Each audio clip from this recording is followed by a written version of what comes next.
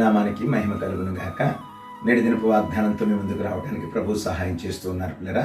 ఇర్మియా గ్రంథం 48వ అధ్యాయం 10వ వచనం, యెహోవా కార్యమును అశ్రద్ధగా చేయువాడు శాపగ్రస్తుడగును.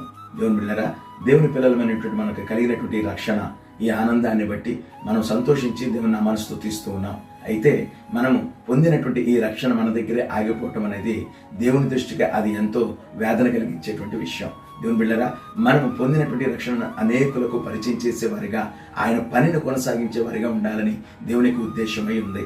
అంతేకాదు, దేవుని మందిరపు పరిచర్య కానివ్వండి, దేవుని నామానికి మహిమ తెచ్చే కార్యాలే కానివ్వండి, మనం శ్రద్ధగా చేసే వరంగా ఉండాలని ప్రభు పేరిట మీకు మనవి చేస్తున్నాను. నేటి దినాన మన జీవితంలో కలిగినటువంటి ఈ ఆనందం, ఈ సంతోషం సాక్షి రూపంగా అనేకులకు ప్రకటించే వారంగా, దేవుని నామాన్ని ఘనత తెచ్చే వారంగా, మరి ముఖ్యంగా శ్రద్ధగా పనిచేసే వారంగా ఉండాలని ప్రభు పేరిట మీకు మనవి చేస్తున్నాను. దేవుడు మిమ్మల్ని, మీ కుటుంబాలను దీవించును గాక.